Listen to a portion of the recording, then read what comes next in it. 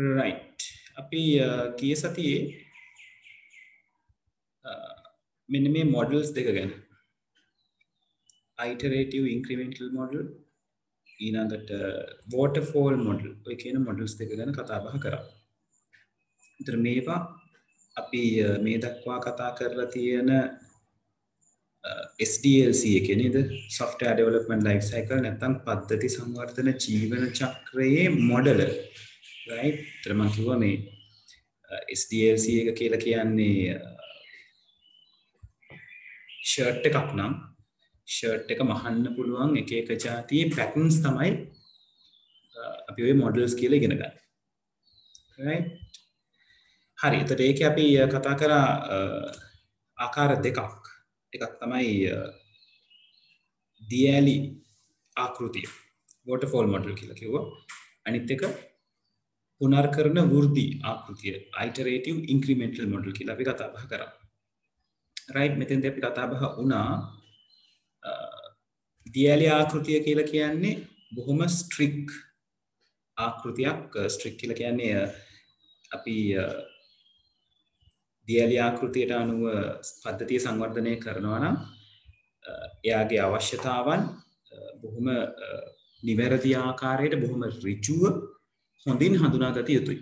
right ඒ වගේම තමයි එයාගේ තියෙන විදිහ අනුව ඒ දියැලි ආකෘතිය හැදිලා තියෙන්නේ එක පියවරක් සම්පූර්ණ කරලා ඊළඟ පියවර පටන් ගන්න. SDLC එකේ පද්ධති සංවර්ධන ජීවන චක්‍රය තුළ අවශ්‍යතා හඳුනා ගැනීම සම්පූර්ණයෙන් සිද්ධ කරනවා. ඊට පස්සේ විසඳුම සැලසුම් කිරීම කරනවා. ඒක කළේ වුණාන් පස්සේ ඒකට අදාළව විසඳුම ක්‍රියාත්මක කිරීම කරනවා. ওই විදිහට තමයි මේ මොඩල් එක හැඩගැහිලා තියෙන්නේ. ඒතර මම කිව්වා මේක නිසාම ගොඩාක් වෙලාවට රියල් වර්ල්ඩ් එකේ මේ මොඩල් එක පාවිච්චි කරන්න යොමු වෙන ප්‍රමාණය දැන් අඩු වෙලා තියෙනවා. නමුත් තාමත් සමහර තැන් තියෙනවා මේක මේ විදිහටම භාවිතා කරන. right දැන් උදාහරණයක් විදිහට අපි ඔය military base දේවල් කරගෙන යනකොට right ඒ කියන්නේ අපි ආරක්ෂක අංශ සම්බන්ධයෙන් ආරක්ෂාව සම්බන්ධයෙන් ප්‍රොජෙක්ට් එකක් කරගෙන යනකොට මේ SDLC එකට කරන්න ඒගොල්ලෝ හරි කැමතියි. මොකද ඒ හැම දෙයකම තියෙනවාම කියන්නේ ගොඩක් වෙලාවට හමුදාව පැත්තෙන් අරගත්තොත් ඒගොල්ලෝ හරි පිළිවෙලකට ප්‍රොසීඩියර් එකට යන්න තමයි හුරු වෙලා තියෙන්නේ. ඒ නිසා ඒගොල්ලන්ට මුලදී හැමදේම නිසි පිළිවෙලකට අවශ්‍යයි මේක කොහොමද වෙන්නේ කියලා. ඊට පස්සේ පියවරෙන් පියවර ඒ අදාළ දේවල් ටික සිදු විය යුතුයි. right ඒක නිසා ඒ වගේ ප්‍රොජෙක්ට්ස් වලට SDLC එකේ මේ waterfall කියන මොඩල් එක පාවිච්චි කරන්න පුළුවන්. නමුත් දැන් බොහෝමයක් software developments නැත්නම් system developments ගොඩක් වෙලාවට මේ waterfall model එකෙන් එළියට ඇවිල්ලා ඔය පහළ තියෙන පුනර්කරන වෘද්ධි ආකෘතිය iterative incremental model කියන එක පාවිච්චි කරනවා. තව තියෙනවා models agile model එක කියලා තියෙනවා. ඊළඟට මොනවාද spiral model එක කියලා තියෙනවා. right prototyping කියලා තියෙනවා. ඒ වගේ විවිධ ආකාර මේ models ඒගොල්ලෝ භාවිත කිරීම කරනවා. දැන් පුනර්කරන වෘද්ධි ආකෘතිය පැත්තට ආවම ඒක මීට වඩා ටිකක් වෙනස්. right ඔව් සෙනඳු දැන් තමයි පටන් ගත්තේ. right එතකොට පුනර්කරන වෘද්ධි ආකෘතියට ආවම පුනර්කරන වෘද්ධි ආකෘතිය කියලා කියන්නේ නැත්නම් iterative incremental model කියලා කියන්නේ අර කලින් waterfall model එකේ කතා කරා වගේ මේ හරියටම දේවල් ටික මුලින් කොන්ක්‍රීට්ලි හරියටම මෙන්න මේකයි කරන්න කියලා දැනගෙන සැලසුම් කරගෙන යන ප්‍රොජෙක්ට් එකකට වඩා අපිට අවශ්‍ය වෙන පරිදි සමහර ලාවට ප්‍රොජෙක්ට් එකක් කරගෙන යනකොට යම් යම් වෙනස්කම් කරන්න සිද්ධ වෙනවා. අන්නේ වෙනස්කම් වලට නම්‍යශීලී වෙන ෆ්ලෙක්සිබල් වෙන මොඩල් එකක්. right එතකොට මෙතන මේ පොතේ ඇඳලා තියෙන ඩයග්‍රෑම් එක පොඩ්ඩක් අවුල් එක කොපි කරගන්න යන්න එපා. right මම ඔයගලන්ට ඩයග්‍රෑම් එකක් දෙන්නම්. මේ විදිහම තමයි ඒක පොඩි නම් කිරීමේ පොඩි ගැටලු ප්‍රමාණයක් තියෙනවා. ඒතර මෙතනදී ඇත්තටම කරන්නේ මූලික අවශ්‍යතාවය නැත්තම් ඉනිෂියල් රික්වයර්මන්ට් එක අපි හඳුනා ගන්නවා. හඳුනගෙන ඒකට අදාළව සැලසුම් කරනවා. එතකොට ඉනිෂියල් රික්වයර්මන්ට්ස් කියලා කියන්නේ මූලිකව හඳුනා ගන්න දේවල් ටික. ඒතර මූලිකව හඳුනා ගන්න තැනදී සිස්ටම් එකකට අදාළව තියෙන සියලුම දේවල් ටික කැප්චර් නොවෙන්න පුළුවන්. right එතකොට මේක මගක් හදාගෙන යනකොට සමහර වෙලාවට ඒ කරගෙන යන ක්‍රියාවලියට අනුව තව දේවල් වුමනා වෙන්න පුළුවන්. නැත්නම් ඒ ක්‍රියාවලිය මගක් යනකොට ඒ ප්‍රොජෙක්ට් එක හදන්න බාර දීපු ක්ලයන්ට් යම් කිසි අලුතෙන් දෙයක් ඉදිරිපත් කරන්න වෙන්න පුළුවන්. එයාට අමතක වෙලා හෝ නැත්නම් එයාට මුලින් පොයින්ට් කරන්න බැරි වෙච්ච දෙයක් සෙටල් කරගන්න පුළුවන්. ඒතර එහෙම දේවල් මේ මොඩල් එක ඇතුලේ possible කළ හැකියි. right? ඒතර කරන්නේ දැනට තියෙන requirements ටික හරියට plan කරලා ඒකේ මොනවද වෙන්න ඕනේ කියන එක හරියට analyze කරගෙන ඒක design කරලා ඒක implement කරලා right? ඒ ටෙස්ට් කරයින් පස්සේ නිතරම client එක්ක evolution process එකක් කියලා කියන්නේ මේ ඇගීමේ ක්‍රියාවලියක් සිද්ධ කරනවා. දැන් මේ ඔයා ඉල්ලපු දේ හරියට මෙතන හැඩ ගැහිලාද නැත්නම් ගොඩ නැගිලාද තියෙන්නේ කියන එක. right? එතකොට එයා ඒක සම්බන්ධයෙන් satisfy නම් අපිට පුළුවන් deploy කරන්න. මේක ස්ථාපනය කිරීම පිහිටුවීම කරන්න පුළුවන්. එහෙම නැත්නම් මොනවා හෝ අඩුපාඩු තියෙනවා නම් නැවත වතාවක් ඒ අඩුපාඩු වලට අදාළව අලුතෙන් සැලසුම් කිරීමක් කරලා ඒකට අදාළ අවශ්‍යතාවන් හඳුනාගෙන ඒක විශ්ලේෂණය කරලා ඩිසයින් කරලා කෝඩ් කරලා ඒ දේවල් ටික හදලා ටෙස්ට් කරලා නැවත ඉවැලුවේට් කරන්න පුළුවන්. right? ඒක නිසා ඒකයි මම කිව්වේ මේක හරි ෆ්ලෙක්සිබල්. right? ඒ කියන්නේ ටීම් එක පැත්තටත් ෆ්ලෙක්සිබල්, ක්ලයන්ට් ගේ පැත්තටත් ෆ්ලෙක්සිබල්. right? හරිම නම්මිශීලී විදිහට වැඩේ කරගෙන හොඳ ප්‍රොඩක්ට් එකක් එළියට ගන්න පුළුවන්. දැන් waterfall method එකේදී අපිට ආපු ප්‍රධානම challenge එක තමයි ඕක. ඒක ඒගොල්ලෝ හරි විදිහට කියන්නේ හරියටම ස්පෙસિෆිකේෂන්ස් ටික දෙන්න ඕනේ. රික්වයර්මන්ට්ස් ටික මුලදී කොන්ක්‍රීට්ලි දුන්නම තමයි ඒකට අදාළව තමයි වැඩ කරගෙන යන්නේ. එතකොට වෙනස් කිරීමක් කරේ නැහැ waterfall model එකේදී. නමුත් මෙතනදී අපිට අදාළ වෙන විදිහට ගැළපෙන ආකාරයට change කරගෙන හොඳම ප්‍රොඩක්ට් එකක් එළියට ගන්න හැකියාව තියෙනවා. right? හරි. අපි ඒක ටක් ගාලා ලියගමු. ඊට පස්සේ අපි අලුත් පාඩම දිහාට යමු. right? හරි. එහෙමනම්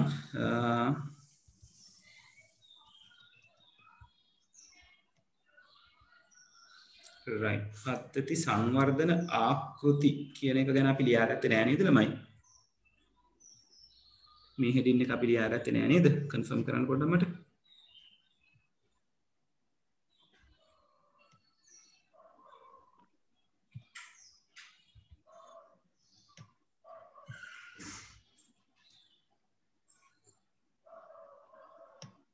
System development life cycle models. ඒක ලියාගත්තේ නෑ නේද? මට පොඩ්ඩක් confirm කරන්න දුවේ හරි පොතේ හරි.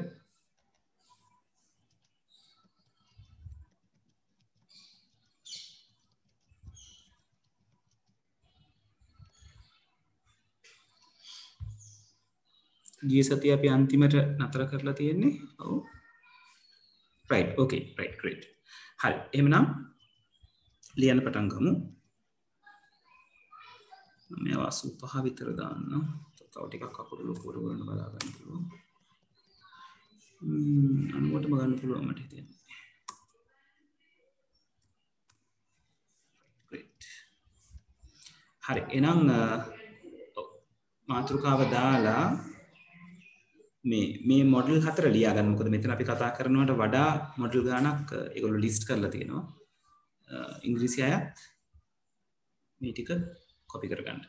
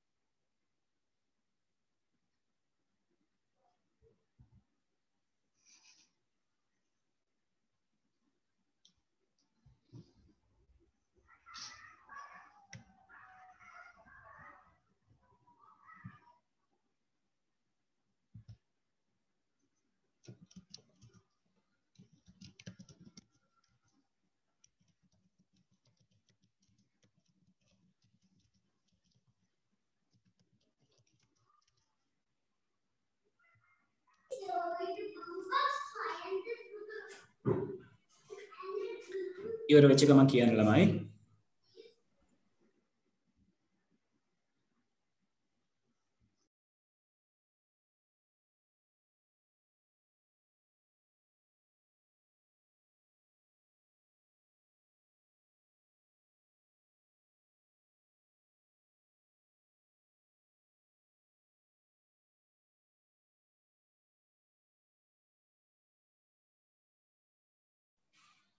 netmith compatibility mod එක කියන්නේ පුතේ පරණ versions වලට ඒ කියන්නේ 2007 පස්සේ එන 2007 version එකයි ඉස්සරහට හැදිච්ච versions ටික ඔක්කොම word වල new versions කියලා අපි කතා කරන්නේ. කියන්නේ එයාගේ extension එක කියන්නේ DOCX කියන extension එකෙන් compatibility mod එක කියලා කියන්නේ DOC කියලා එන extension එක එන කාලේ. කියන්නේ 2007ට කලින් තිබ්බ versions වලින් හැදිච්ච mods.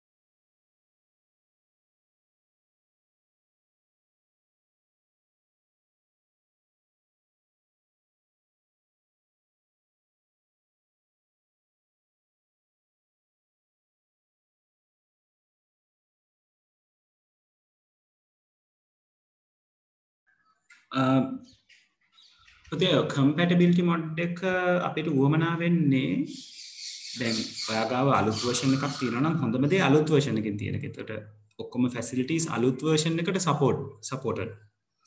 compatibility mod යනකොට සමහර ඒවා support කරන්නේ නැතුව යනවා. ඒකට ඒවා ඒ කාලේ තිබ්බ විදිහට එයා හදා ගන්නවා. මොකද ඒ version එකකට ගැලපෙන විදිහට ඉන්න ඕනනේ. ඒ compatibility mod එක අපිට වැදගත් වෙනවා. දැන් ඔයාගේ machine එකේ වැඩක් කරලා ගිහිල්ලා ඒක retrieve කරන තැන නැවත වෙන machine එකකට ගෙනියනවා කියලා හිතන්න. ඒකට ඒ machine එකේ තියෙන පරණ word version එකක් නම් අන්න එතකොට ඔයාලට compatibility mod එකෙන් save කරගන්න එක වටිනවා. ඒකට ඒකනුත් open කරන්න පුළුවන්. මොකද DO කියන්නේ 2007 සහ ඊට ඉස්සරහා කරපු softwares වලින් word packages වලින් save කරපු file එකක් 2007ට කලින් තියෙන එකකින් open කරගන්න බෑ. පරණ ඒවා අලුත් ඒවාෙන් open කරන්න පුළුවන්. අලුත් ඒවා පරණ ඒවාෙන් open කරගන්න බෑ. ඒ නිසා හොඳම දේ ඔයාගාව තියෙන එකකින් වැඩේ කරන එක. කියන්නේ ඔයාගාව තියෙන එකකින් කරලා ඔයා ගෙනියන විදිහ අනුව save කරගන්න. නැත්නම් ඔයාලට ಜಾති දෙකෙන්ම save කරන්න පුළුවන්. .docx එකයි doc එකයි දෙකෙන්ම save කරගන්න පුළුවන්. එතකොට අදාළ එකේදී docx support කරන්නේ නැත්නම් doc එක open කරන්න පුළුවන්. doc එක. right ඔය ගාම මම waterfall එකේ දේවල් ටිකත් highlight කරනවා. එකත් බලන්න එහෙම. දැන්ම කලබල වෙන්න එපා නේද නාමලී? Windows 11 අදනේ රිලීස් කරන්නේ. පොඩ්ඩක් අපි ඉඳලා බලමු මොකද වෙන්නේ කියලා. right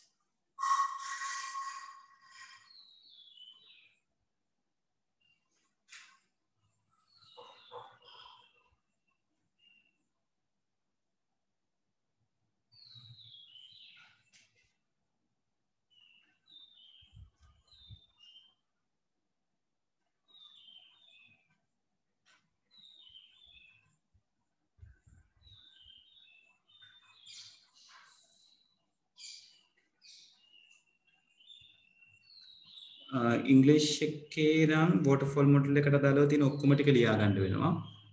සිංහල එකේ මම මේ පළවෙනි වාක්‍යය ඊළඟ වාක්‍ය ටික පින්තූරේ ඔයගොල්ලෝ ගෙදරින් ඉඳ ගන්න ඉඩ තියන්න.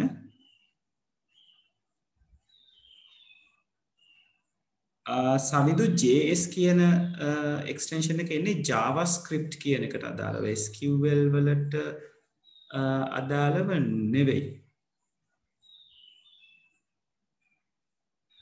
දිනෙත් තාම ඒක ගැන එහෙම පැහැදිලි නෑ. ඒක ගැන කට කතා තමයි තියෙන්නේ. නමුත් මම දැක්කා නිවුස් කීපයක් අද රිලීස් කරනවා කියලා. මටත් ඒක සම්පූර්ණයෙන් කියවලා බලන්න ඕනේ නැහැ.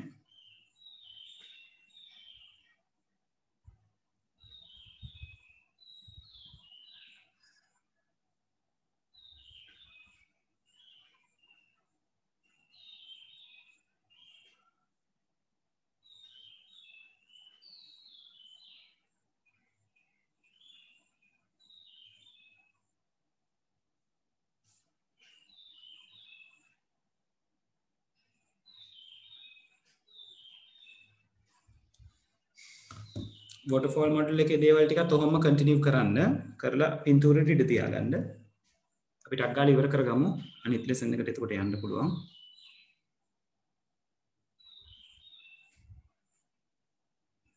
මොකද Windows 11 ගැන තාම මේ Microsoft site එකේ එහෙම විශේෂයෙන් සඳහනක් නැත.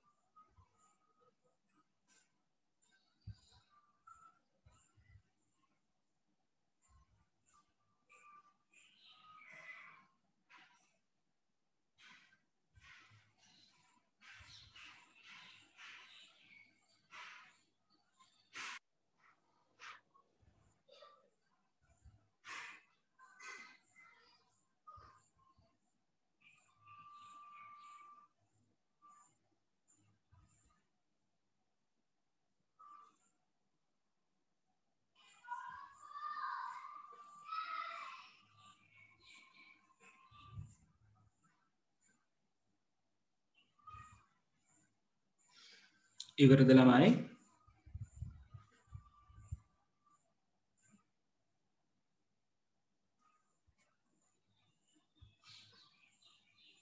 right දෙන්නෙක් ඉවරයි අනිත් කට්ටිය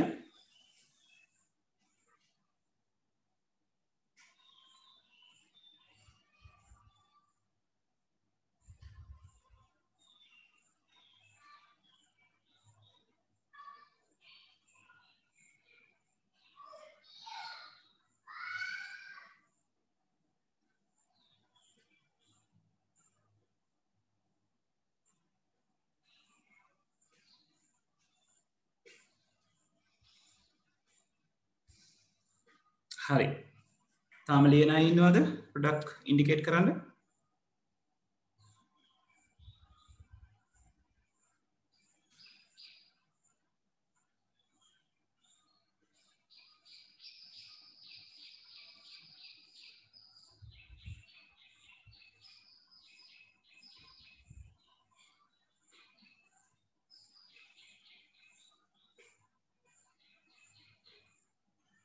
හරි අපි ඊළඟ එකට යමු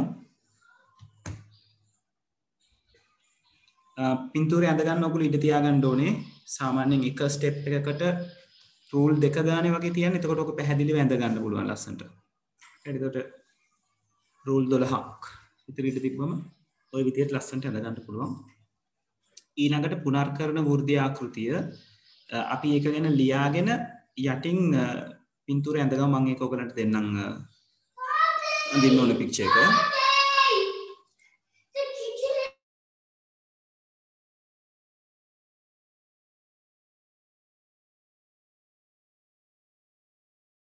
Look at my pretty dress. That's nice. That's very nice. And it's very snowy. Okay. And it's very shiny. Look at my හරි skirt. ළමයි අපි And look at my shirt. This is so cool. ලියාගමු මාතෘකාව පුනර්කරණ වෘද්ධි ආකෘතිය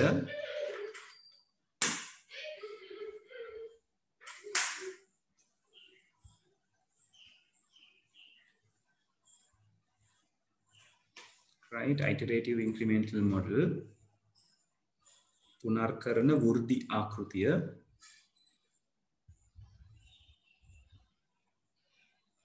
right ඒක යටතේ අපි ඉතින් අවශ්‍ය දේවල් ටික ලියාගමු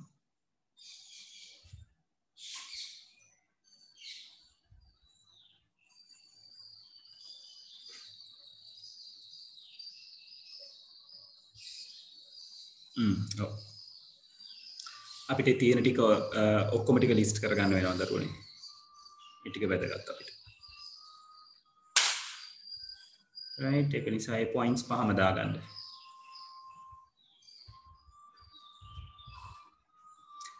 ඉංග්‍රීසි අය ඔව් ඒ total paragraph එකම ලියා ගන්න වෙනවා පොතේ right හරි ඉවර කරමු එතකොට ඉතින් පාඩම ඉවරයි ඊළඟට අපිට ඊළඟ පාඩමට යන්න පුළුවන් email and internet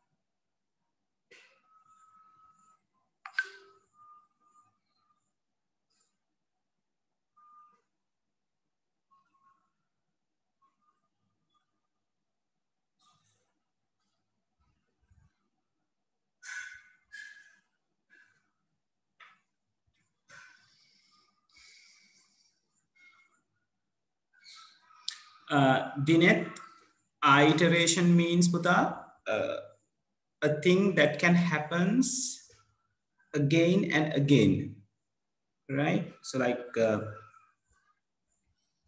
api then programming පාඩම කරනකොට while structure එක පාවිච්චි කරේ iterate කියන්නේ repeat වෙන process එකක් කියන එක. That is what you call an iteration.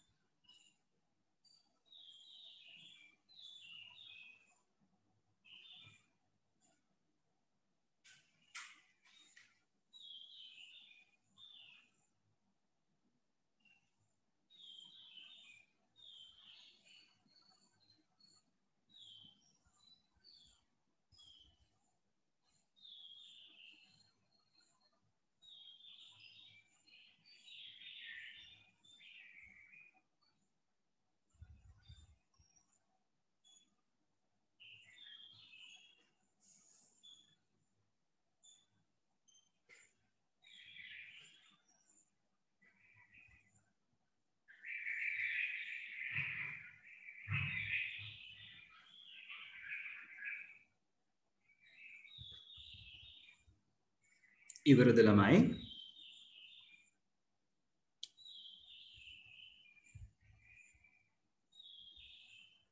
alright. කලින් කට්ටිය ඉවරයි කියලා දාපු ඉතින් මම කල්පනා කරා මට මිස් වුණාද කියලා.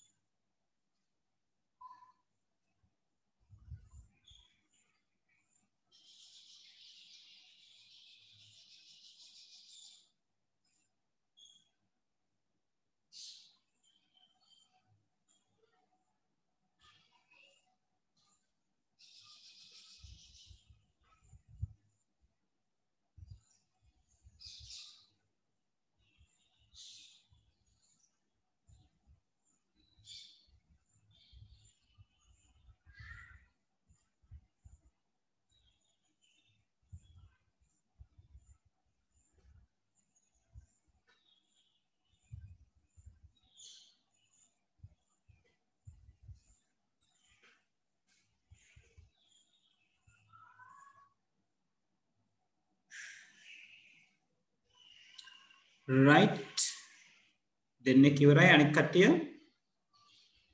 ඉවරද තාම තියෙනවද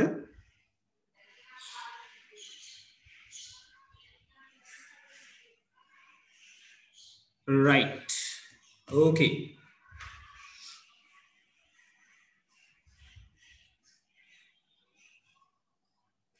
දිනුක මං උත්තරයක් දෙන්නම් ක්ලාස් එක ඉවර වෙච්ච ගමන් right අපි මේකට අදාළව තියෙන මොඩල් එක ඇඳගමු මොඩල් එක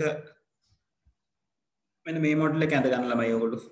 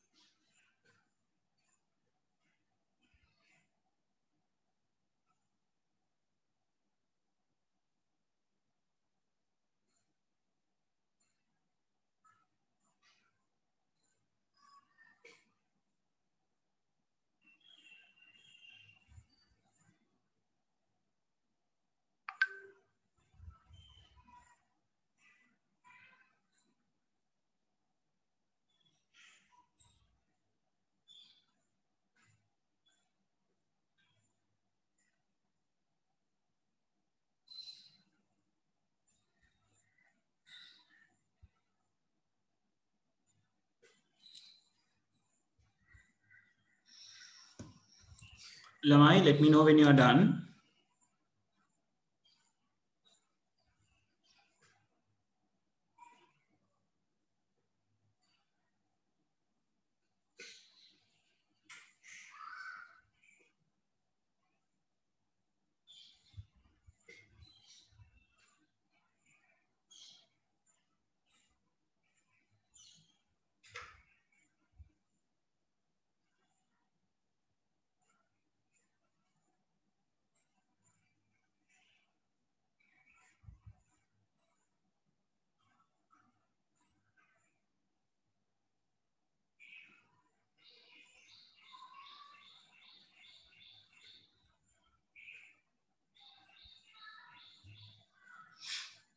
Right, one is done. How about others?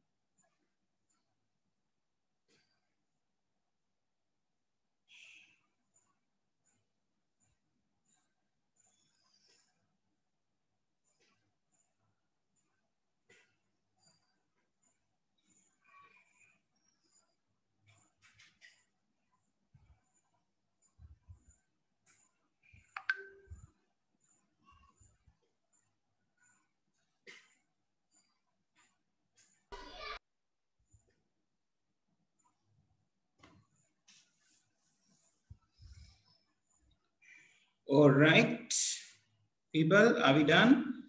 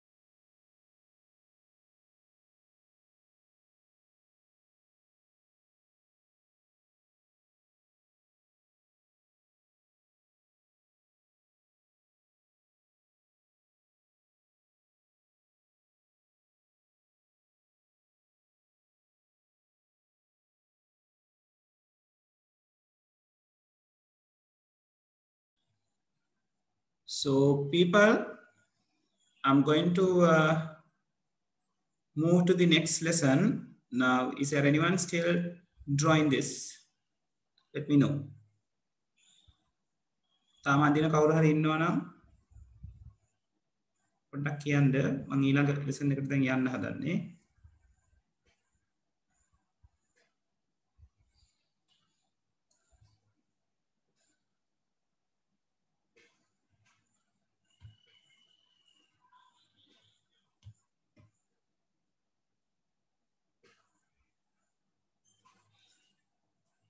හරි. අපි එහෙනම් යන් අලුත් පාඩම් පැත්තට. right. අපි එතකොට පාඩම් දෙකක් ඉවරයි. තුන්වෙනි පාඩමක් තියෙන ළමයි ඉන්ටර්නෙට් and ඊමේල් ගැන.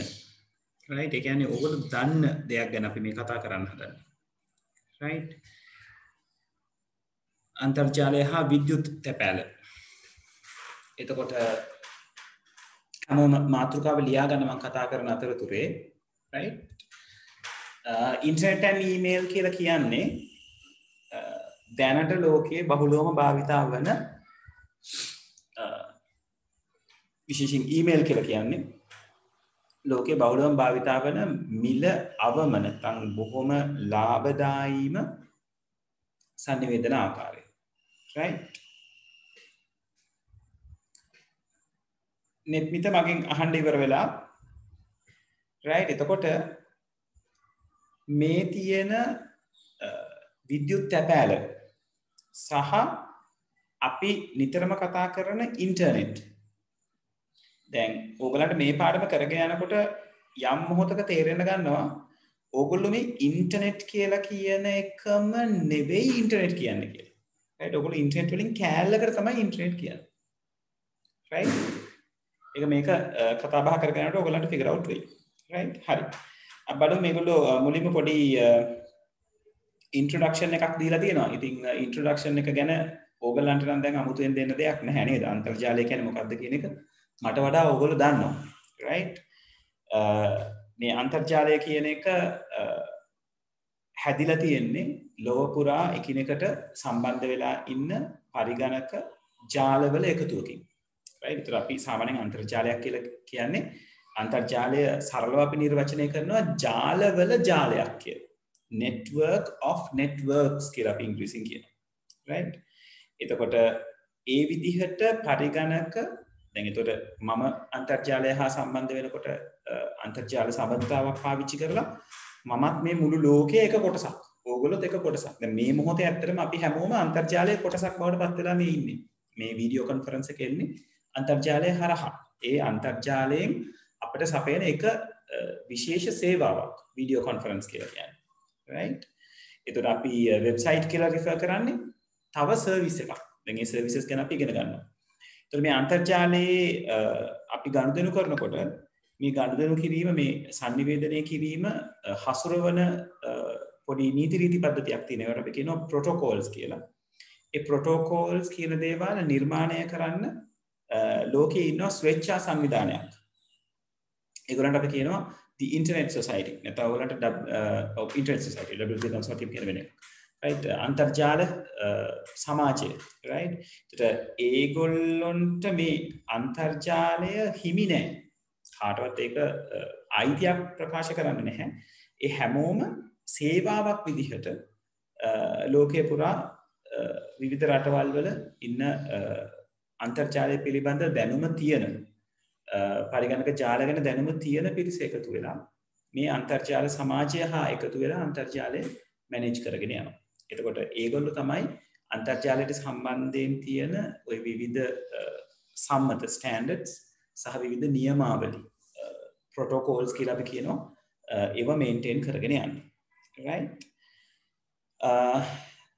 අන්තර්ජාලය හා සම්බන්ධ වෙනකොට අපිට ඉන්ටර්නෙට් එක කනෙක්ට් වෙන්න නම් අපි නිතරම අපිට උවමනා වෙනවා මෙන්න මේ URL එක කියන එක. දැන් ඔයගොල්ලෝ ඉන්ටර්නෙට් සම්බන්ධ වෙනවා නම් ඔයගලන්ට බ්‍රවුසර් එකක් අවශ්‍යයි නේද? බ්‍රවුසර්ස් ඔයගලන්ට විවිධ ආකාර වලින් තියෙනවා. Chrome තියෙනවා, Microsoft Edge තියෙනවා, right නේද? ඊළඟට Firefox browser එක තියෙනවා, Opera browser එක තියෙනවා. ඒකේ browsers ගොඩක් තියෙනවා ඔයගලන්ට අන්තර්ජාලයට සම්බන්ධ වෙන්න. හැබැයි මතක තියාගන්න අන්තර්ජාලය හා සම්බන්ධ වෙන්න ඔයගලන්ට අනිවාර්යෙන් මේ වගේ browser එකක් අවශ්‍යයි. browser එකක් නැතුව ඔයගලන්ට අන්තර්ජාලයට පිවිසෙන්න බෑ. right එතකොට අපි සාමාන්‍යයෙන් අන්තර්ජාලයට පිවිසෙනකොට දැන් ඔයගලන්ට පේනවා ඇති මේ මෙතන මගේ ස්ක්‍රීන් එකේ උඩ මේ Chrome එකේ මෙතන ලියලා තියෙනවා. ටයිප් වෙලා තියෙන වචනේ පේනවද? search Google or type a URL. right ඒ කියන්නේ Google search කරනවා කියන එකයි URL එකක් type කරනවා කියන එකයි වැඩ දෙකක්. right අපි ඉස්සරහට search engine ගැන කතා කරනවා. මේ search කරනවා කියන්නේ මොකක්ද කියන එක. URL එක කියලා කියන්නේ අන්තර්ජාලයේ පවතින යම්කිසි සම්පතකට resource එකකට අදාළව ඒ වෙත යොමු වෙන්න පුළුවන් ලිපිනයකට තමයි URL එකක් කියලා කියන්නේ. අපි කියනවා uniform resource locator. ඒකීය සම්පත් නිශ්චායකයක් කියලා. right? ඒතර URL එකේ අපි අඳුන ගන්න ඕන කොටස් තියෙනවා. right? අපි සාමාන්‍යයෙන් ගොඩාක් වෙලාවට ඉන්ටර්නෙට් සම්බන්ධ වෙනකොට අපි ගොඩාක් වෙලාවට කරන්නේ සර්ච් එන්ජින් එකකින් සර්ච් කරලා අපිට සර්ච් එන්ජින් එකෙන් ලබා දෙන URL එකක් මත ක්ලික් කිරීම. right? අපි දැන් සර්ච් එන්ජින් එකක අපි cat කියලා සර්ච් කරොත් සර්ච් එන්ජින් එකක් ඇතුළේ වැඩ කරන්නේ කීවර්ඩ් එකකට අදාළව. මේ මම දෙන්නේ කීවර්ඩ් එකක් නැත්නම් සර්ච් කී එකක් කියලා අපි කියනවා. right? එතකොට මේ කීවර්ඩ් එකට අදාළව මම cat කියලා එන්ටර් කරොත් cat කියන වචනයට අදාළව අන්තර්ජාලයේ තියෙන සියලුම සබඳතාවන් මට මේ Google නැත්නම් search engine එක හරහා ලබා දෙනවා. ඒත් search engine එකේ දේවල් ඔයගලන්ට මේ හම්බෙන්නේ මේ හැම දෙයක්ම ඔයාලට හම්බෙන්නේ link එකක් විදියට. මේවට අපි hyperlinks කියලා කියනවා. මේ hyperlink එකකට අදාළව associate වෙන URL එකක් තියෙනවා. දැන් ඔයගලන්ට පේනවා ඇති මේ search engine එකේ search result එකට අදාළව URL එක මෙතන define කරලා තියෙනවා.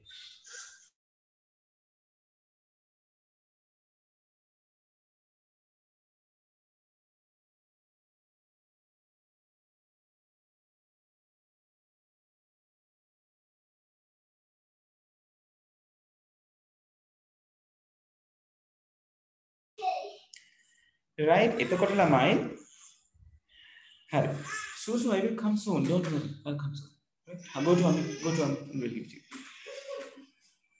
එතකොට ළමයි අපිට මේ search engine එකකින් හම්බෙන්නේ link set එකක්, සම්බන්ධතාවන් set එකක්. ඒ හැම link එකකටම අදාළව URL එකක් තියෙනවා. දැන් ඔයගලන්ට පේනවා ඇති මෙතන මේ උඩ තියෙන ඒවා කෙලින්ම වීඩියෝ links තියෙන්නේ. මේ පහළ ඇවිල්ලා තියෙන links වලට අදාළව මේ තියෙන link එක ඒකට උඩින් තියෙනවා එයාගේ URL එක පේනවද? https en wikipedia org right? මම මේක පොඩ්ඩක් magnify එක දාලා පෙන්නන්න. පේනවද? right? එතකොට මෙන්න මේ උඩ අපිට දකින්න හම්බෙන දේ තමයි URL එක කියලා කියන්නේ. එතකොට මේ කියන්නේ මේ cat කියන මෙන්න මේ link එකට අදාළව තියෙන resource එක අන්තර්ජාලයේ කොතනද තියෙන්නේ? එතකොට මේ මොනවාද මේ https කියන්නේ? ඇයි මේ colon එකකුයි slash දෙකකුයි ඊළඟට මේ මොනවාද මේ තියෙන්නේ? right? ඔන්න ඕක ගැන තමයි ඔයගොල්ලෝ දැන් දැනගන්න හදන්නේ. right? හරි. බලන්න පොතේ ඕක ලස්සනට විස්තර කරලා තියෙනවා.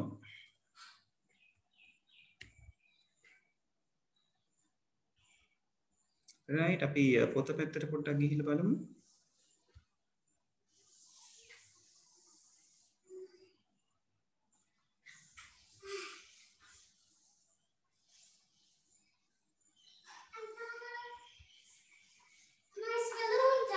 Right, good, Suzu. You got 3 on it. So, Hara, now it is being disturbed. Huh? That is also, no? Look, it's 3. Right, so the තියෙන්නේ Bounce. PDF එකක, I'm sorry, URL එකක තියෙන කොටස් ටික. Right, දැන් ඔයගලන්ට පේන්න තියෙනවා මේ පොත් දෙකේම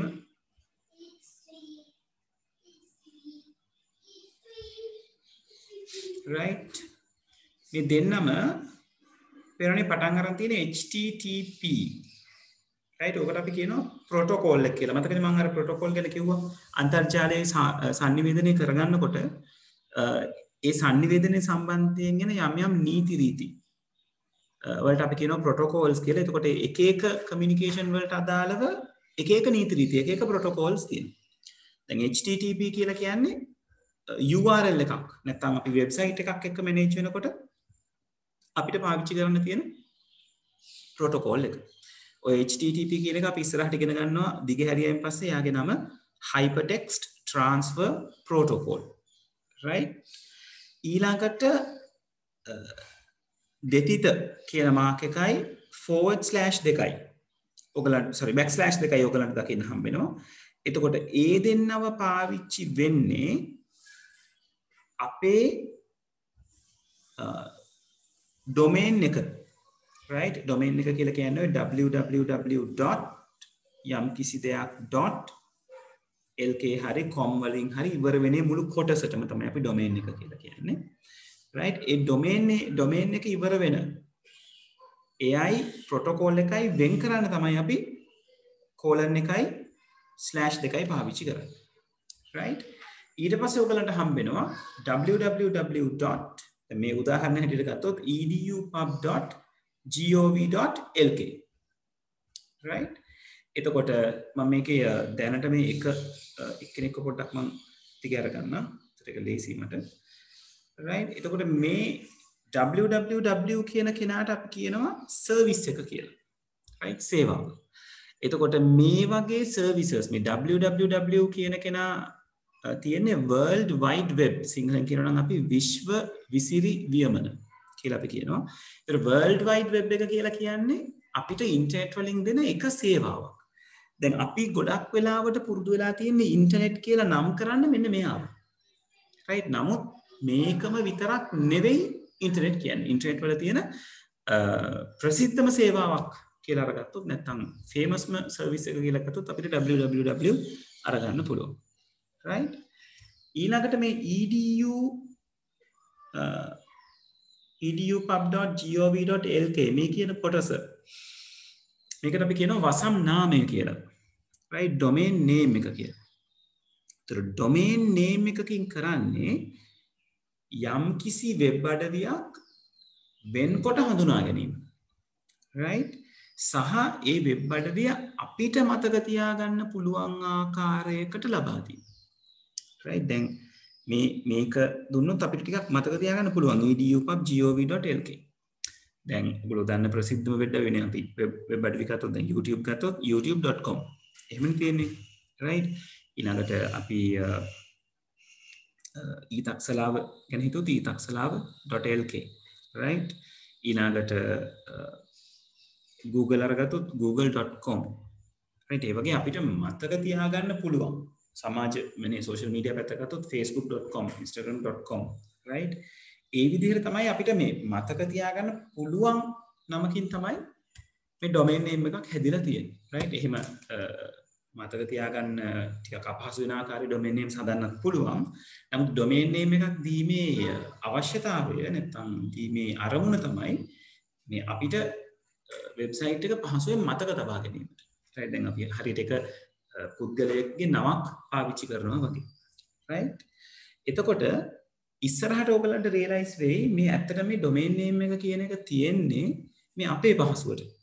පරිගණකයේ කවදාවත් වෙබ්සයිට් එකක් domain name එකකින් අඳුනගන්නේ නැහැ කියලා. අපි ඉස්සරහට කතා කරමු ගැන. right ඊට පස්සේ මේ www.edupub.gov.lk කියන කොටසට පස්සේ තියෙනවා ආයෙත් ඇලයිරක්. ඊට පස්සේ තියෙනවා ebooks ඇලයිරක් english ඇලයිරක් ict.pdf. එතකොට මේ domain name එකෙන් පස්සේ ඇලයිරි ගහලා තියෙන කොටස් ටිකට අපි කියනවා අපේ රිසෝස් එක දක්වා තියෙන පාත් එක. ඒ කියන්නේ මේ මේන් වෙබ්සයිට් එකට ගිහිල්ලා වෙබ්සයිට් එක ඇතුලේ කොතනටද යන්න ඕනේ කියන එක තමයි ඔය පාත් එකෙන් නැත්තම් ඒ පවතින මාර්ගයෙන් අපිට කියලා දෙන්නේ. අන්තිමටම තියෙන කම්පෝනන්ට් එක කියන්නේ අන්තිම ස්ලෑෂ් එකට පස්සේ තියෙන කම්පෝනන්ට් එකෙන් අපිට කියනවා අපි රිෆර් කරන රිසෝස් එක මොකක්ද? සම්පත මොකක්ද කියලා. එතකොට අන්තර්ජාලය ඇතුලේ සම්පත් විවිධ ආකාරයෙන් තියෙනවා. ඒක HTML කියන ලැන්ග්වේජ් එක පාවිච්චි කරලා හදපු වෙබ් පිටුවක් වෙන්න පුළුවන්, වෙබ් පේජ් එකක් වෙන්න පුළුවන්. ඒක රිසෝස් එකක්.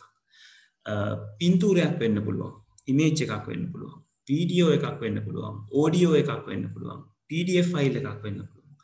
ඒ වගේ සම්පත් ඔයගලන්ට විශේෂ විවිධ ආකාරයෙන් දැක ගන්න පුළුවන්. එයා තමයි අපිට මේ කියන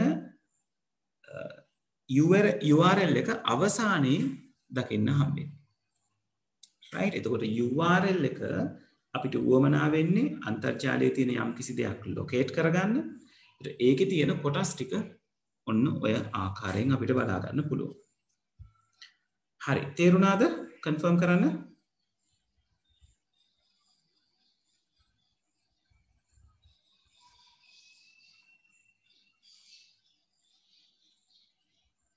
අවුලමයි පැහැදිලිද?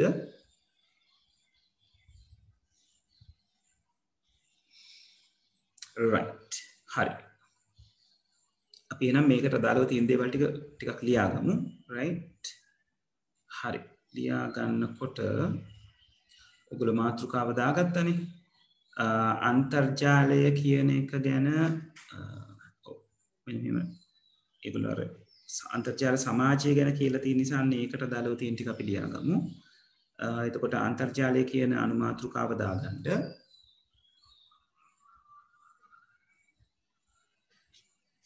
right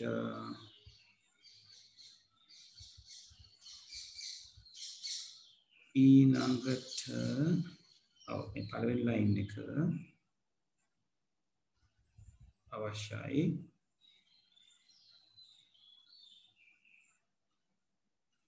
ඊළඟට මෙන්න මෙතන ඉඳලා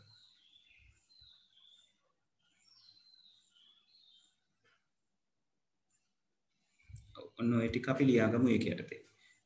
පේලියෙන් පේලිය ලිව්වත් කමක් නැහැ. points වගේ ලිව්වත් කමක් නැහැ. ඉංග්‍රීසි අයත් first line එක ඊළඟට මෙතන ඉඳලා ඔන්න ඔය ටික. හරි ඉක්මනට කොපි කරගන්න.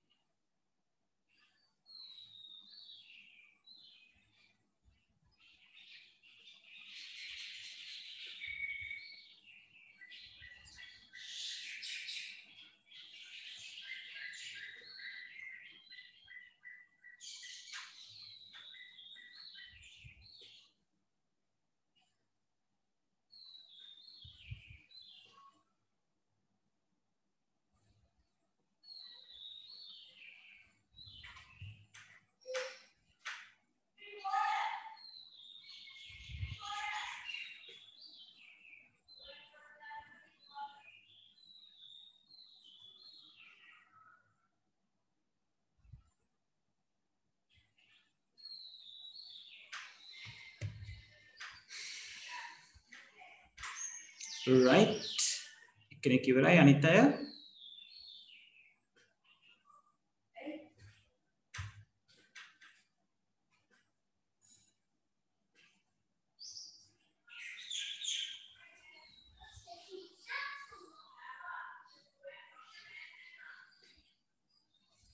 හරි අපි ඉස්සරහට යමු එහෙනම්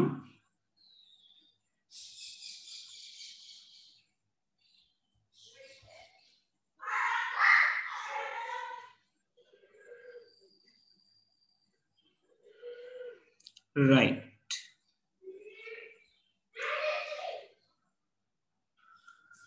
ඊළඟ එකේ ඕගොල්ලන්ගේ මාතෘකාව වෙන්න ඕනේ URL කියන එක විතරයි Uniform Resource Locator right එතනදී මෙන්න මේක මාතෘකාව විදිහට දාගන්න මෙන්න මේ මම highlight කරන එක right ඕක මාතෘකාව විදිහට දාලා ඊළඟට ඊට පහලින් තියෙන මේ පාටෙන් ලස්සනට නම් කරලා තියෙන එක ඇඳ ගන්න ඕනේ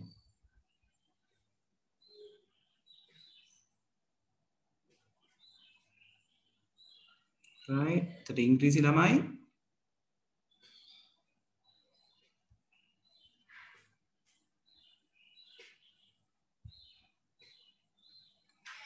ඔව් ඉසුක ඔව් ඉන්ටර්නෙට් එක මැනේජ් වෙන්නේ ප්‍රොටෝකෝල්ස් වලින් තමයි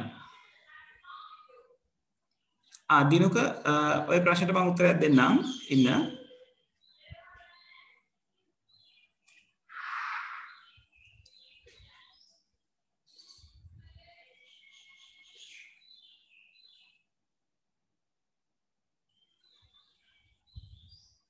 right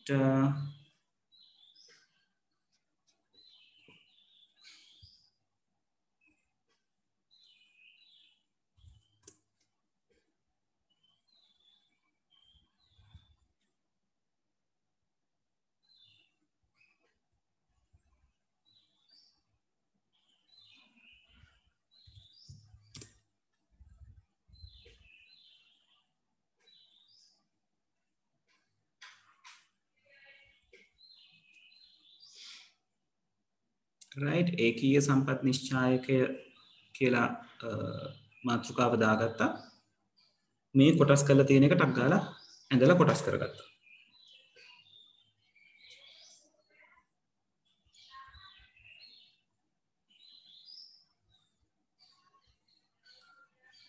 protocols හදන්නේ ඉසුක අර අපි කතා කරපු internet society කියන එක අන්තර්ජාල සමාජය right ඒගොල්ලෝ තමයි ඒව හඳුන්වා දීම කරන්නේ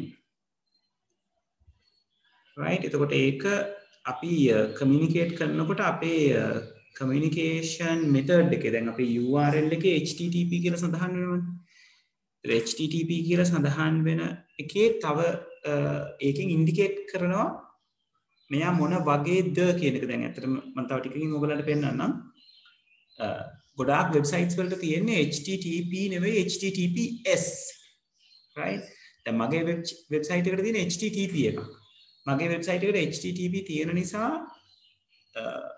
ඉන්ටර්නෙට් එකෙන් alert එකක් දෙනවා මේ වෙබ්සයිට් එක threat එකක් තියෙන්න පුළුවන් වෙබ්සයිට් එකක් කියලා right ඒ කියලා ඒගොල්ලෝ කියනවා මේකට credit card details username password වගේ දේවල් ලබා දෙන්න එපා කියලා right ඒ කියන්නේ ඒ ප්‍රොටෝකෝල් වලින් හඳුනා ගැනීම කරනවා මේ වෙබ්සයිට් එක මොන ආකාරයේද කියන එක right ඒක හරියට අර අපි පාරක ගමන් කරනකොට අපිට කැමති විදිහට යන්න බෑනේ පාරේ අපිට දීලා තියෙනවා යම්කිසි විදිහක් ගමන් කරන්න ඒකට තමයි මාර්ග නීති රීති තියෙන්නේ අන්න ඒ වගේ මේ ඉන්ටර්නෙට් වලදී සිද්ධ වෙන්නේ එක තැනක තියෙන දත්ත තව තැනකට අරගෙන එන එක right එතකොට අන්නේ දත්ත එක තැනක ඉඳලා තව තැනකට අරගෙන එනවා කියලා කියන්නේ දත්තයක් එක තැනක ඉඳලා තව තැනකට ගමන් කරනවා කියන්නේ අන්න එතකොට ඒගොල්ලන්ටත් තියෙනවා කොහොමද ගමන් කරන්නේ right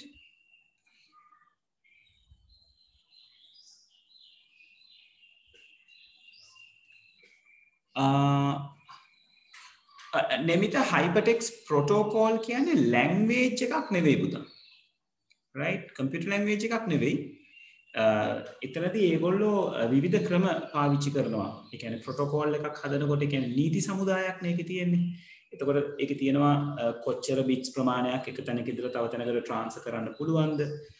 ඒ බිට්ස් ටික කොහොමද යවන්න ඕනේ? බිට් එකක් එක තැනක ඉඳලා තව තැනකට ට්‍රාන්ස්ෆර් කරනකොට මොන දේවල්ද ඒ කියන්නේ ට්‍රාන්ස්ෆර් වෙන පාත් එක කොහොමද ඒ පාත් එක තෝරගන්නේ? මොන විදිහටද සෙන්ඩර්ගේ ඉඳලා ඩෙස්ටිනේෂන් එක ගාවට ළඟා වෙන්නේ? ඔය වගේ දේවල් ටිකක් තමයි ඒගොල්ලෝ විස්තර කරලා තියෙන්නේ. right? දිනෙත් වෙබ්සයිට් වලින් විස්තර වෛරසස් එන්නේ පැහැදිලිවම ඩවුන්ලෝඩ්ස් වලට අදාළ වෙබ්සයිට් එකකට අපි ගියා කියලා කිසිම දෙයක් වෙන්නේ නැහැ. වෙබ්සයිට් එකේ ගොඩක් වෙලාවට ක්ලික්ස් වලින් ඩවුන්ලෝඩ්ස් වලින් වගේ දේවල් වලින් තමයි ඔයගලන්ට වෛරස් එකක් ඉෆෙක්ට් වෙනවා ඉෆෙක්ට් වෙන්න පුළුවන් වෙන්නේ. right? මොකද ඔයා ඉන්ටරැක්ට් වෙන්න ඕනේ. ඉන්ටරැක්ට් වෙලා ඔයා මොකක් හෝ විදිහකට කම්පියුටර් එකට දොරක් අරින්න ඕනේ. මේ වෛරස් එකක් ඔයාගේ තැනට එන්න. නෙමිත වෙබ්සයිට් එකක් ෆ්‍රී පබ්ලිෂ් කරන්න පුළුවන්. ෆ්‍රී පබ්ලිෂ් කරන පබ්ලිෂර්ස්ලා ගොඩක් ඉන්නවා. හැබැයි එතකොට පොඩි අවාසියක් වෙනවා. අපිට බෑ අර අපේම ඩොමේන් නේම් එකකට පබ්ලිෂ් කරන්න. එතකොට අපි කියනවා සබ් ඩොමේන් එකක. ඒ කියන්නේ එතකොට අපි හිතන්නකො අපි abc.com කියලා දැන් netmite හිතන්නකො netmite වෙබ්සයිට් එකක් පබ්ලිෂ් කරන්න ඉන්නවා කියලා netmite.com කියලා. ඒතර ඔයා ෆ්‍රී පබ්ලිෂ් කරන තැනකට ගියොත් ඔයාට අරගන්න වෙන URL එක ඒ ෆ්‍රී කියන්නේ ෆ්‍රී නෙමෙයි ඒක. ඔයාට පබ්ලිෂ් කරන්න ඉඩ දෙන කෙනා abc.com නම් ඒතර ඔයාට හම්බෙන්නේ abc/netmite.com වගේ එකක්. ඒතර අර ඔයාට උමනා වෙනම ඩොමේන් නේම් එක පාවිච්චි කරන්න බෑ. ඔයාට එහෙම පාවිච්චි කරන්න අවශ්‍ය නම් ෆ්‍රී හොස්ට් කරන තැනක් නෙවෙයි ඔයා මුදල් ගෙවලා හොස්ට් කරන තැනකට යන්න ඕනේ. එතකොට ඔයාට ඔයාගේම ඩොමේන් එකක් පාවිච්චි කරන්න පුළුවන්. හරි මේක ඉවරද හැමෝම?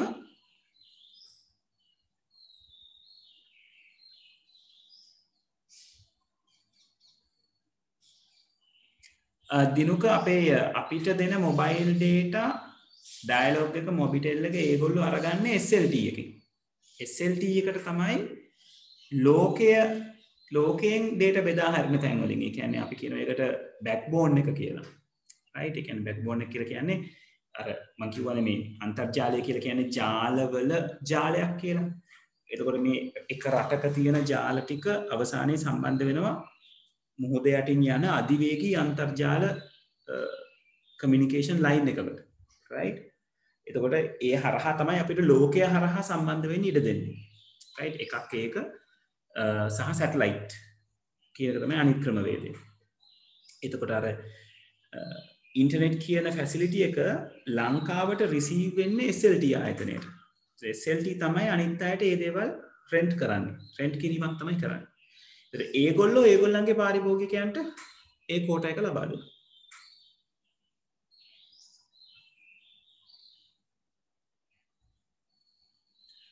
හරි ඉවරද ළමයි?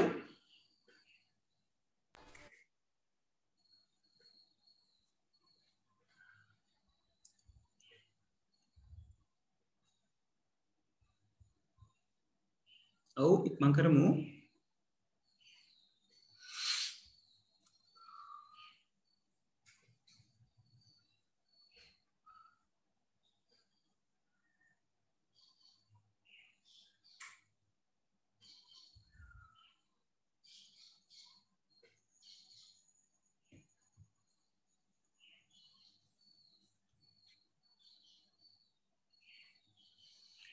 right එක්කෙනෙක් ඉවරයි අනිත් අය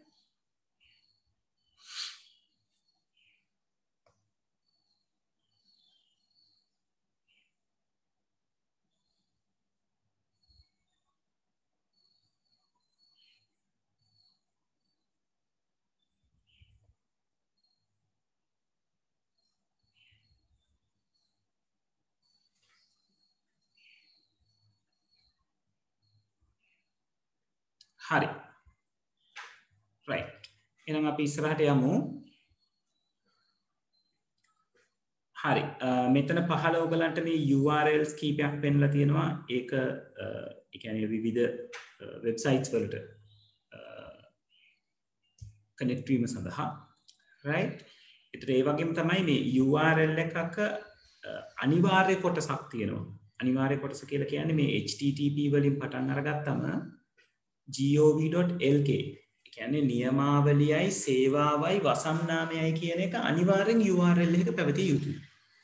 right? මොකද දැන් අපි browser එකක් අරගෙන මේ URL එක type කරන තැන දැන් උදාහරණයක් විදිහට මගේ website එක මට type අරගන්න නම් අවශ්‍ය මට type කරන්න ඕනේ www.starlabs.lk. එතකොට www කියලා කියන්නේ service එක, starlabs.lk කියලා කියන්නේ මගේ domain name එක. එතකොට මේකේ http පේන්නේ නැහැනේ නේද? මට http type කරන්න අවශ්‍ය නැහැ. ඒක මට browser එකෙන් අරගෙන දෙනවා. දැන් මම මේ web address එක copy කරගත්තොත් right මම මේව so okay sir www කියවන එතනත් යනව නේද? එනවා. ඔව් www එකක් දැන් browser එකෙන් pick කරලා දෙනවා. මම දැන් මගේ URL එක මෙතන paste කරොත් ඔයගලන්ට පේනවද මේ http එකත් එක්ක paste වෙන්නේ. නමුත් browser එකේ එහෙම එකක් පේන්නේ නැහැ. right ඒ කියන්නේ ඒක browser එකෙන් සපයන දෙයක් http කියන එක. මම මේක type කරලා enter key එක එබුවම තමයි මගේ website එක load වෙන්නේ. ඒතර ඔයගලන්ට පේනවා ඉතින් මෙතන මේ not secure කියලා වැටලා තියෙනවා පේනවද? ඒක click කරාම මෙයා message එකක් දෙනවා පේනවද? Your connection to this site is not secure. You should not enter any sensitive information on this site, for example, password or credit cards, because it could be stolen by an attacker. Right? ඒ කියන්නේ third party එකකට sensitive data අරගන්න එක කරන්න පුළුවන්. right? ඒතර ඒක වළක්ව ගන්න නම් මම HTTPS කියන secure දැන් මගේ එකට මම ඒක විශේෂයෙන් අරගැනීම තේරුමක් නැහැ. මොකද මගේ එකේ මම sensitive data අරගන්නේ නැහැ. ඒක නිකන් just information site එකක් මගේ තියෙන්නේ. ඒක නිසා ඒක ගැටලුවක් නෑ. මේක මේ not protected කියලා කියන එකෙන් අදහස් වෙන්නේ නැහැ මේකේ වෛරස් තියෙනවා එහෙම කියලා එකක්. right? තියෙන්නේ අර ඒ වගේ sensitive data දෙන එක ගැටලුවක් කියලා. දැන් අපි social media යන්න ගියොත් right facebook.com කියන URL එක අපි copy කරගත්තොත්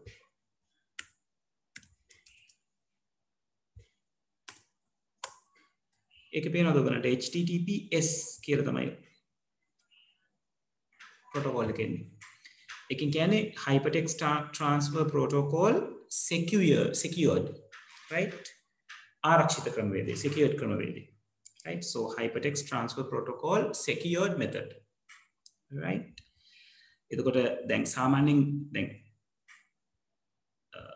Facebook එක කියලා කියන්නේ අපි username එකක් password එකක් පාවිච්චි කරනවා ඊළඟට අපේ පුද්ගලික දත්ත තියෙනවා right ඒක නිසා secured method එකක් තියෙන්න ඕනේ right ඔගොල්ලෝ Gmail account එකකට log වෙනකොට https එකක් එක්ක එන්නේ right ඒත් ඒ වගේ protocol වල භාවිතා වීම තියෙනවා right හරි ඔයගලන්ගේ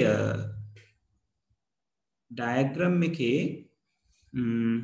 හැබැයි අපි diagram එක කැත කරගන්නේ නැතුව යටින් මෙන්න මේක ලියාගමු මෙන්න මේ වාක්‍ය ලියා ගන්න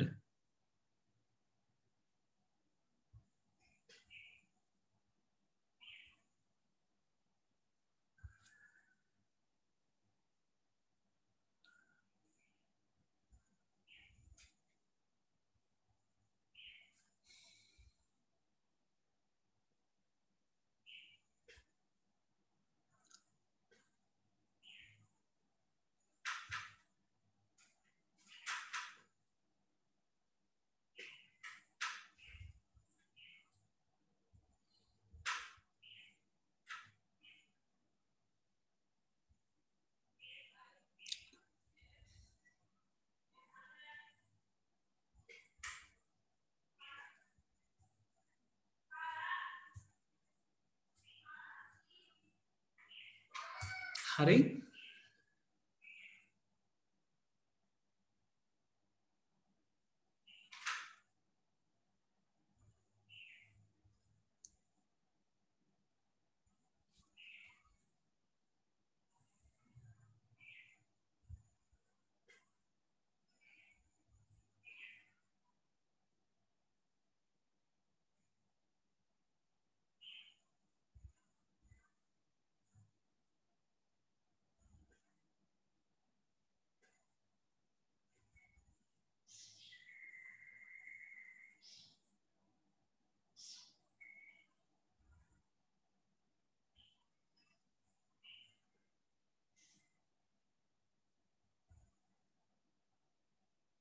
හරි.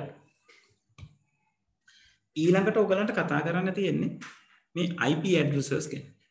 right දැන් ඔයගොල්ලෝ සමහරලාට ඔය වචනේ අහලා ඇති IP address. මොකද්ද මේ IP address එක කියලා කියන්නේ? දැන් මම කලින් කිව්වා නේද මේ URL එකේ domain name එක කියලා එකක් තියෙනවා කියලා. starlabs.lk. දැන් මේ උදාහරණ ටික අපි සලකලා බැලුවොත් මෙතන මේ පොතේ දීලා තියෙන උදාහරණ ටික edupub.gov.lk moe.gov.lk nie.lk doenets.lk right එතකොට මේ සමහර domain names වලට තියෙනවා ඒ කියන්නේ නමක් සහ dot එකට පස්සේ එක කොටසක් දැන් donets.lk ගත්තොත් donets කියන එක තමයි නම lk කියන එක ඊළඟට තියෙනවා right www.ni.lk ගත්තොත් www කියන්නේ සර්විස් එක ni එක කියන්නේ නම ඊට පස්සේ .lk කැලක් තියෙනවා මේ මෙන්න මේ වගේ මේ අවසානයේ කියන්නේ නමට පස්සේ www කොටසට පස්සේ ඔයගලන්ට හම්බෙන්නේ වෙබ්සයිට් එකේ නම ඊට පස්සේ ඔයගලන්ට හම්බෙන්නේ අපි ඒවට කියනවා domains කියලා domain name එක කියන්නේ සම්පූර්ණ එකට මේ පොඩි කොටස් වලට අපි කියනවා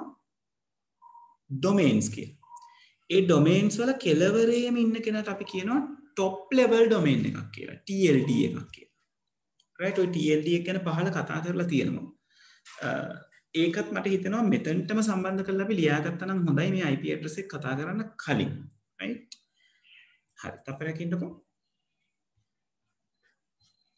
ඔව් මෙතන මේ කතා කරලා තියෙනවානේ වසම් නාමයයි ඒකත් කතා කරලා තියෙනවා top level domain එක right අපි මේ IP address එක ගාවට එන්න කලින් ඒක ගැන ලියගමු මොකද IP address එක ඊට පහළ අපිට කතා කරන්න පුළුවන් ඒතර වසම් නාමය කියන එක අපිට අඳුන ගන්න පුළුවන් නේ දැන් අපි URL එක දන්න නිසා අපිට වසම් නාමය අඳුන ගන්න පුළුවන් URL එක ඇතුළේ අපි domain name එක කියන්නේ මොකක්ද කියලා කතා බහ කරලා තියෙනවා right එතකොට අර අපි උඩ කතා කරපු එකේ domain name එක තමයි මේ edupub.gov.lk කියලා කතා කරන්නේ දැන් මගේ වෙබ්සයිට් එකේ නම් starlabs.lk ඒ කියන්නේ මගේ domain name එක. ඒතර මම අර කලින් කිව්වා වගේ ඒ domain name එකේ කෙලවරටම වෙන්න. ඒ කියන්නේ service එක www වලට පස්සේ තියෙන කොටස තමයි වෙබ්සයිට් එකේ name එක. ඒකට පස්සේ තියෙන කොටස තමයි domain එක කියලා අපි හඳුන්වන්නේ. right? ඒතර ඒ වගේ domains කීපයක් මේගොල්ලෝ මෙතන දීලා තියෙනවා. පේනවද? com org gov edu net ඒ විදිහට. එතකොට ඒ domain එක පාවිච්චි කරනවා එක විදිහකින් මේක අයිති ශේත්‍රය මේ වෙබ්සයිට් එක අයිති ශේත්‍රය. com කියන එක කියන්නේ commercial කියන අර්ථය දෙන්නේ. right? org කියන එක පාවිච්චි කරන්නේ organization. අතර මේක මේ non profitable organization. සර් කොම් මේ වසන් domain name එක කියන්නේ සර් මේකේ වෙබ්සයිට් එක නම නෙමෙයිද? නෑ domain name එක කියලා කියන්නේ පුතේ සම්පූර්ණ කොටසටනේ. අපි මේ කතා කරේ මෙතන. අපි ලියාගත්තනේ මේ edupub.gov.lk මේ ඔක්කොටම තමයි domain name එක කියලා කියන්නේ. domain එක කියලා කියන්නේ මේ අවසානයේ අපි පාවිච්චි කරන මේ .com එකේ com කියන්නේ domain එක. .org එකේ org කියලා කියන්නේ domain එක. right? domain name එක කියලා කියන්නේ අර ඒ සම්පූර්ණ කොටසට. right? දැන් අපි URL එක ලියා ගන්නකොට domain name එක නම් කරගත්තනේ. අන්නේ part එකට කියන්නේ service එකෙන් පස්සේ තියෙන සම්පූර්ණ part එකට අපි කියනවා domain name එක. domain name එක ඇතුළේ එක කොටසක් තමයි අවසානයේ දකින්න හම්බෙන කොටස තමයි domain එක කියලා අපි අඳුනගන්නේ. පැහැදිලිද?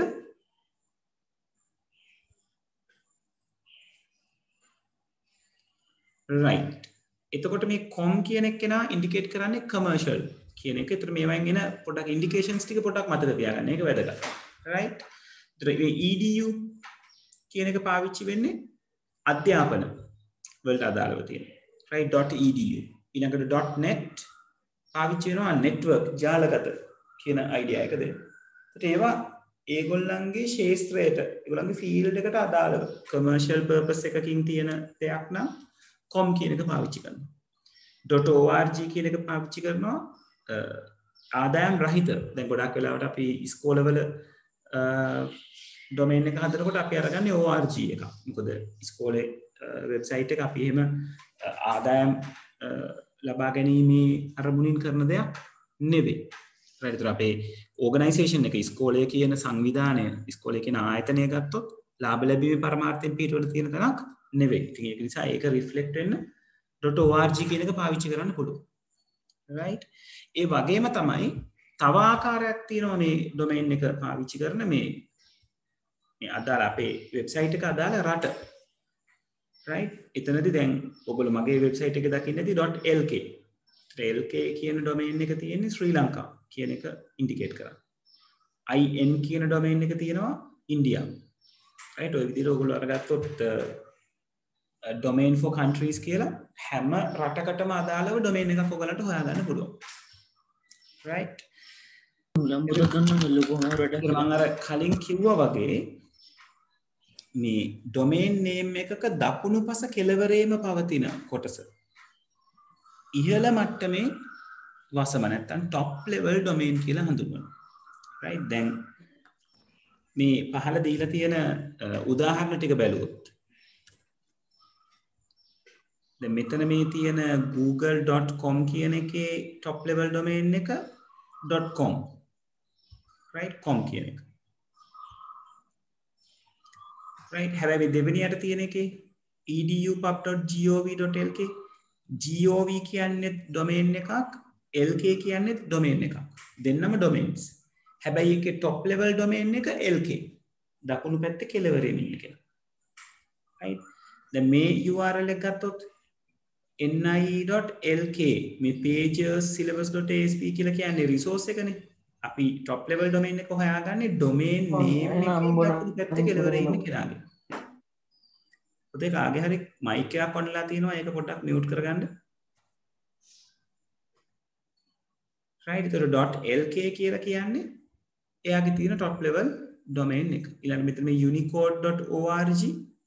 ඒතර මෙතන org තමයි top level domain එක කියලා අපිට සලකන්න තියෙන්නේ. ඒතර මතක තියාගන්න ඕන දේ domain name එකක වසම් නාමයක දකුණුපස කෙළවරෙන් තියෙන කොටස තමයි අපි සලකන්නේ top level domain නැත්නම් ඉහළ මට්ටමේ වසම කියලා.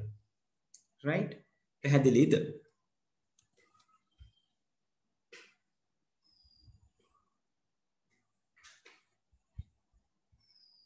අවුලමයි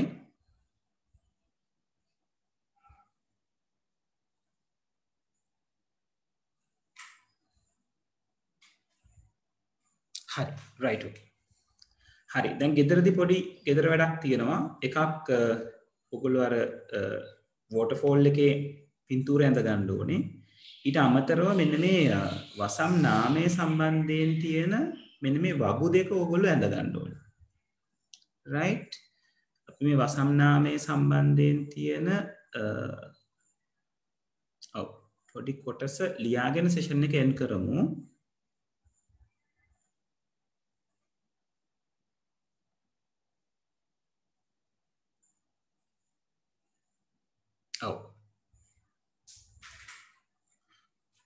right ඔයගොල්ලෝ මේක ලියන්න පටන් ගන්න ඕනේ මෙන්න මෙතනින්.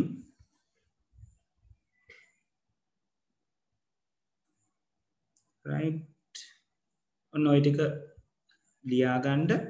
ඊතර පහළ තියෙන මෙන්න මේ වගු දෙක ගෙදර වැඩ right අනිවාර්යෙන් කරගන්න right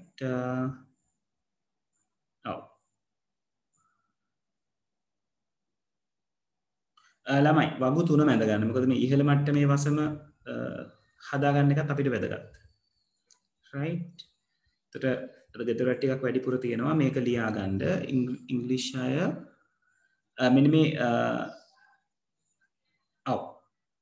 වසම් නාමයේ සලකමු කියන තැනින් ඔව් ඒක ඒ විදිහටම ලියා ගන්න. මෙතන ඉංග්‍රීසි කට්ටිය මෙතනින් පටන් ගන්න. පටන් අරගෙන මෙතනට වෙනකන් ලියා ගන්න. right ඔය ටික ලියාගෙන පහළ තියෙන tables තුන homework එක දාගන්න. අපි දැන් ওই ටික ගැන කතා කරා.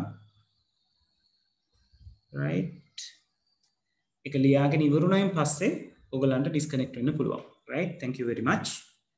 දැන් මම ප්‍රශ්න තියෙන කට්ටියට උත්තර දෙන්න.